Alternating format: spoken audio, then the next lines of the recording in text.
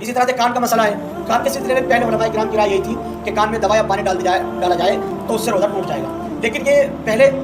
جو ہے حکمات تھے، اطباء تھے، ان کی رائے کے اوپر یہ مسئلہ تھا۔ اب میڈیکل سائنس نے کافی ترقی کی ہے اور ڈاکٹرس علماء کرام کے رابطے میں آئے، تو علماء کرام نے ماہر ڈاکٹروں سے مسئلہ معلوم کیا، پوچھا کہ جو چیز کان کے اندر ڈالی جاتی ہے وہ معدے میں پہنچتی ہے یا نہیں، حلق میں پہنچتی ہے یا نہیں۔ تو اس سلسلے میں کافی تحقیقات ہوئی ہیں۔ شیخ الاسلام حضرت مفتی محمد تقی عثمانی صاحب دعوت برکاتہ نے بھی ماہر ڈاکٹروں سے مشورہ کیا۔ اسی طرح سے ابھی ہم نے مضمون پڑھا حضرت مولانا خالد سیف اللہ رحمانی صاحب دعوت برکاتہ کا حیدرآباد میں، انہوں نے بھی ماہر ڈاکٹروں سے مشورہ کیا۔ تو ڈاکٹروں نے یہ بات بتائی کہ کان کے اندر جو ٹیوب ہوتی ہے اس کے اندر اگر دوا یا پانی ڈالا جائے تو وہ آگے جا کر کے وہ راستے بند ہوتے ہیں، وہ حلق تک یا معدے تک نہیں پہنچتے ہیں۔ تو اس لیے پہلے فتویٰ اس بات پر دیا جاتا تھا کہ کان میں دوا یا پانی ڈالنے سے روزہ ٹوٹ جائے گا۔ اب جب یہ تحقیق آ گئی ہے